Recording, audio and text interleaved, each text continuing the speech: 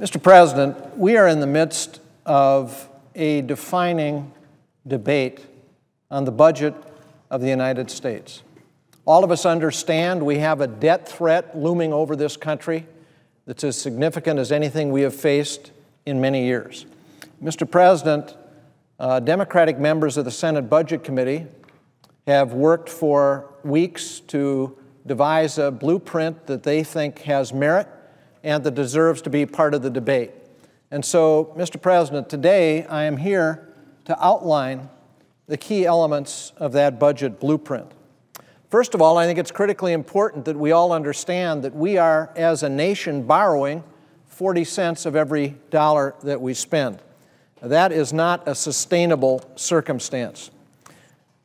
Admiral Mullen, the chairman of the Joint Chiefs of Staff, has indicated that our national debt is our biggest national security threat. This is the top military man in our country saying the debt threat is the most serious national security threat. Why does he say that? Well, because here are the facts. The debt of the United States, the gross debt, all of the debt that we owe, is now approaching 100% of our gross domestic product, the highest level it's been since after World War II.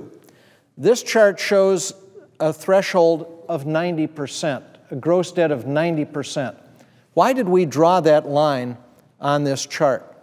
Because, Mr. President, the best evidence we have tells us when you cross the 90% threshold on the gross debt of any nation, you are in the danger zone. You are in the red zone. We cannot stay on this course. It is critically important that we change direction. For those who say, oh, don't worry about the debt limit, let's remind them that what will occur if the United States refuses to pay the bills that it's already incurred is that the interest rates will go up. Those who have loaned us money, if we renege on our commitments to pay them, will then insist on higher interest rates.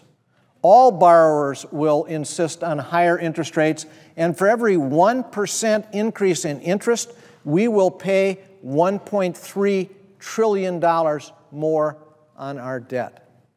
So those who think somehow by not extending the debt limit, we're going to help on the debt, no, just the opposite is true.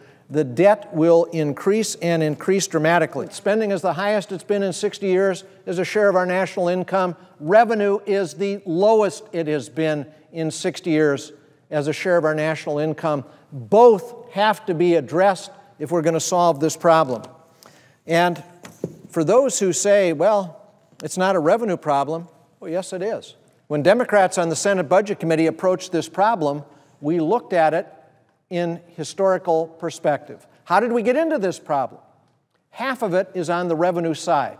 And so we chose to deal with a solution that deals on both sides of the ledger. Yes, to cut spending, absolutely, that must be done. But we also cut so-called tax expenditures that are really just spending by another name.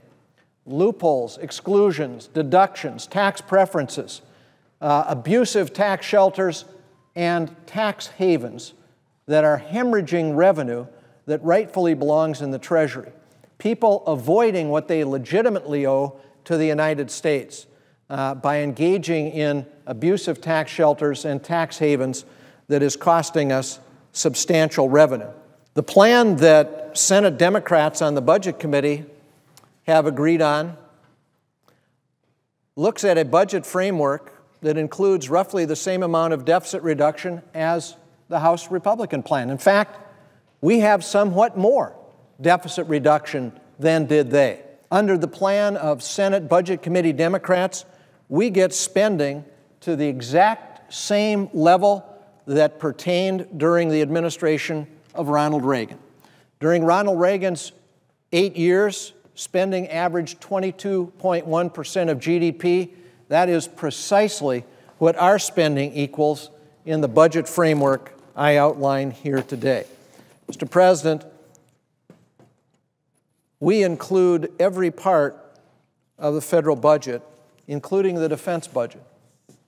just as the Fiscal Commission did, just as every other bipartisan deficit reduction plan has included, we looked to defense spending for savings, because no part of the budget can be off the table in terms of a deficit reduction plan. I would say separately, Social Security we deal with separately because Social Security should not be part of a deficit reduction plan. Savings on Social Security ought to be for the purpose of extending the solvency of Social Security. The proposals in the budget framework also seek to bring us tax fairness. We have tax reform that simplifies the tax code, scales back tax loopholes, protects the middle class, improves progressivity and fairness of the code, promotes economic growth and U.S. competitiveness because we lower the corporate rate. We lower the corporate rate from 35% to 29% to make America more competitive. And we pay for it by closing corporate loopholes. We also address the tax cap, offshore tax havens and abusive tax shelters, and ensure that corporations pay their fair share. Mr. President, the specifics of our revenue proposal are as follows. The tax cuts, the so-called Bush-era tax cuts, are extended for singles earning up to $500,000 a year and for couples earning up to $1 million a year. So, Mr. President, 99% of the American people will see no rate increase, none. 99% of the American people will see no rate increase.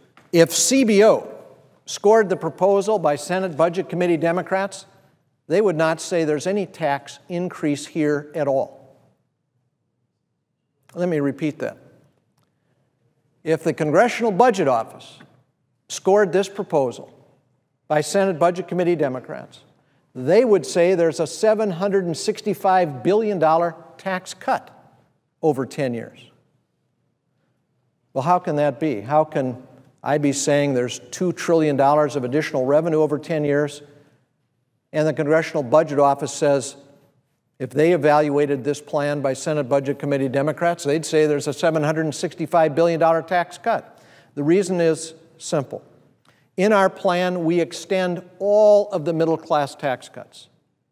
In addition, we actually broaden the middle-class tax cuts so that nobody is affected by a rate increase unless they're a couple earning over $1 million a year. We also provide the alternative minimum tax relief to prevent millions of middle-class people from being affected by that law. The overview of the budget framework that we're offering our colleagues for their consideration provides $4 trillion in deficit reduction over 10 years. It's actually $5 trillion if measured on the same basis as the Fiscal Commission. We have adopted what we think is a more plausible baseline in light of things that have happened so far this year. Stabilize the debt by 2014, cut the deficit to 2.5% of GDP by 2015 and 1.3% by 2021. We have tax reform that simplifies the code, that closes loopholes, that goes after offshore tax havens and abusive tax shelters and restores fairness. We reject the House GOP plan to end Medicare as we know it. We protect education, energy, and infrastructure investments. We have balanced deficit and debt reduction plan, cutting spending by about $2 trillion, providing additional revenue by about $2 trillion. And let me conclude as I began by saying our revenue plan would be scored by the Congressional Budget Office as being a $765 billion tax cut, because we are replacing revenue lost by extending other tax cuts. We're extending all the middle-class tax cuts and expanding middle-class tax cuts up to those earning $1 million a year. And we are fixing the alternative minimum tax. That costs $1.5 billion over 10 years. I don't consider that a tax increase at all, because you are reducing revenue that would otherwise come into the Treasury under the alternative minimum tax that I think almost all of us think is unfair, and replacing it with revenue by reducing tax expenditures, which even the most conservative economists in the country say needs to be done. Mr. President, that is the blueprint that Senate Budget Committee Democrats are laying before our colleagues. We're under no illusions here. We know that this is a year in which the normal process is not being followed. We understand that there is a leadership negotiation at the highest level. So we understand this is not going to be dealt with in the normal course of doing business. We understand there is a leadership negotiation. But we believe there are some ideas in this package that deserve consideration as those negotiations go forward.